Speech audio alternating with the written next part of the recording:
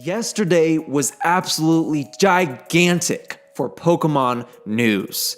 We finally got the big Pokemon Let's Go reveal that we've all been scattering for the last few months. We got a Pokeball Plus. It's a Pokeball Joy-Con, dude. Seriously, this was so much hype. But perhaps the most lackluster announcement of the bunch was Pokemon Quest.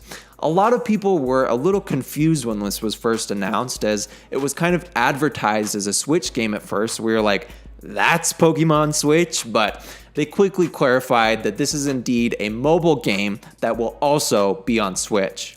Now, the actual mobile version of this game that you can play on your phone won't be released until the end of June of this year, but as a surprise drop, maybe as a reward for waiting so freaking long for that announcement, they actually gave us Pokemon Quest for Switch last night.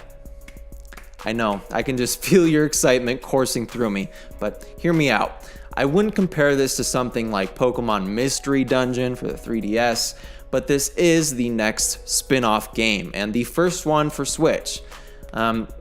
It's actually free, which is pretty cool. I thought that was kind of interesting that they put out a free game on Switch. Nintendo hasn't really done that yet, but there are some optional microtransactions, but other than that, you can go download this game on the eShop free of cost right now.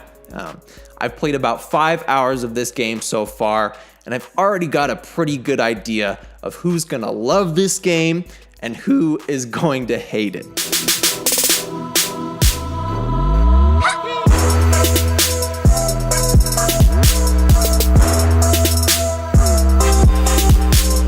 A common misconception that I've seen thrown around on Twitter since the game's release has been that this is more of a kid's game.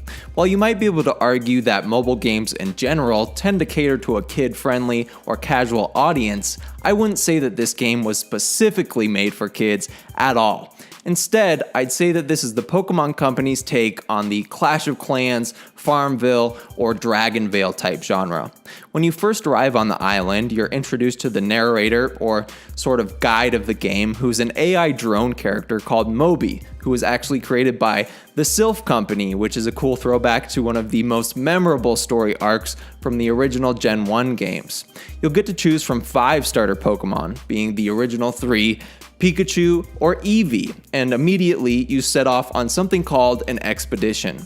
This is sort of the main activity of the game, similar to the game modes where you attack goblin villages or other players' villages in Clash of Clans.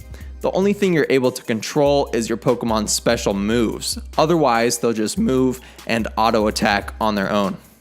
You can have up to 3 Pokemon in your party at one time, and each of those Pokemon has the potential to have 2 special moves, but so far in my experience, my starter has been the only Pokemon to have those 2 move slots, whereas most common Pokemon have only 1 move.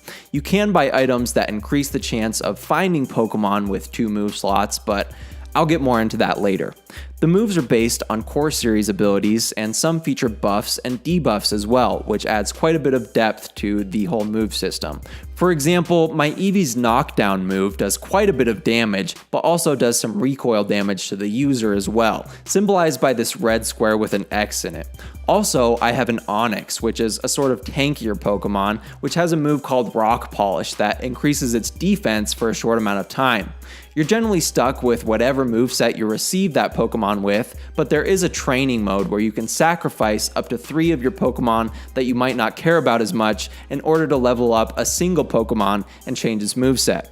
Doing this, however, will make whatever Pokemon you use to train it with vanish forever, sort of similar to how you can transfer Pokemon in Pokemon Go to get candies and then power up the Pokemon that you actually want to keep. You can also equip a few different types of items called stones to boost either your moves, your attack power, or your health. The move stones are by far the most lucrative of the bunch and are generally only awarded for completing whole sections of the island, but you can also buy them on the eShop individually for about $3 American. The move stone I received for completing the first section of the island is called the Weight Less Stone, which decreases the cooldown of whatever move you attach it to. The more common stones found throughout most expeditions either increase your health or your attack power, and as you level your Pokemon up, you'll unlock more slots to put these guys in.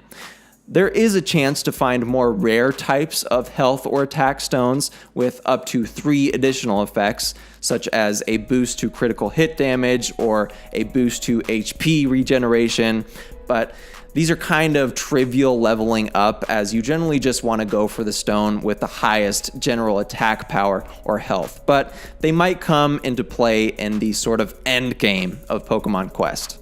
In addition to these stones that you find through completing expeditions, you'll also find quite a few different cooking ingredients as well.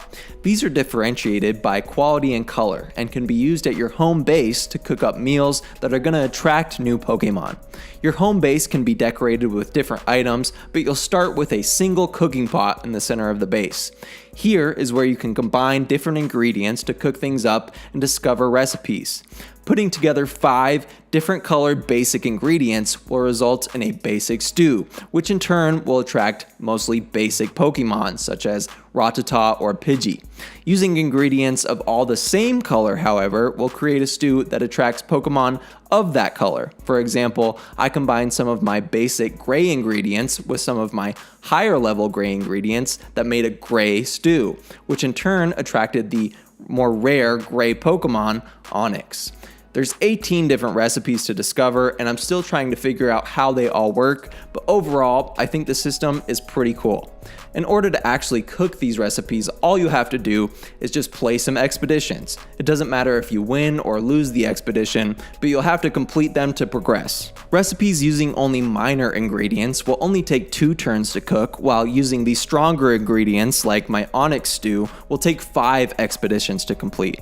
You have the ability to do 5 expeditions in a row, and after that they will reset 30 minutes at a time. When playing for the first few hours though, I completed multiple quests that would completely refill the expedition bar for me, so there isn't a whole lot of downtime, at least when you first start. I already mentioned that you can complete different quests and challenges to help speed up your journey, but you can also purchase items that can help expedite this whole process in different ways. These items are bought through these tickets, which can be gained from quests, or through your daily allowance, which is 50 tickets that can be collected once a day.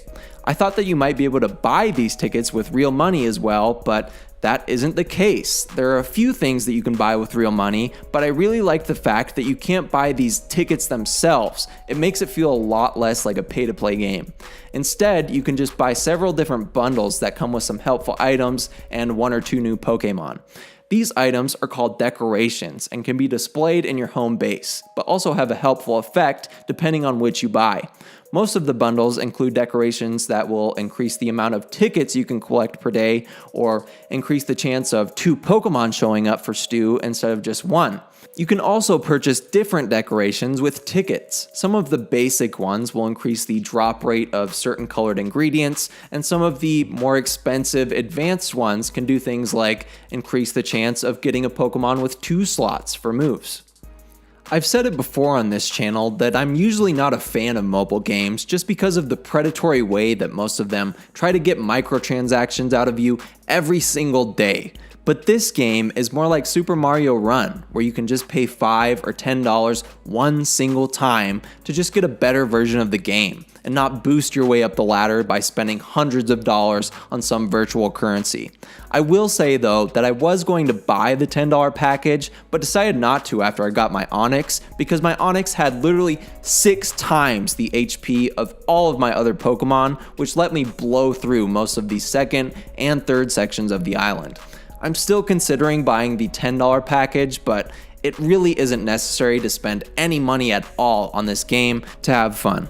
We have been waiting way too long for this Pokemon news, to the point where almost every week I would say, oh, it's coming, and then just be disappointed within hours. It's been way too long. Then all of a sudden, not only do they reveal the Pokemon Let's Go games coming this November, and Gen 8 coming next year, that's hype enough. They also give us a Pokemon game to play right away on Nintendo Switch. That isn't Pokken. That doesn't count. This is really just perfect timing for the Pokemon Company. This is exactly what we needed right now.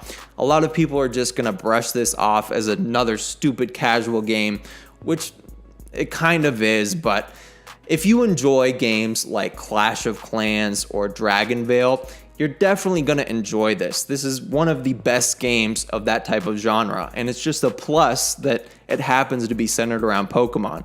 But if you don't like mobile games like this, don't even bother to pick it up, and don't tweet out saying that this game sucks, because it doesn't. It's just not your type of genre. If you've never played Clash of Clans, Farmville, any of those type of games like that, don't play this. I just gotta repeat that again. But if you are, like I said, it's awesome. But let me know your thoughts on this game down in the comments.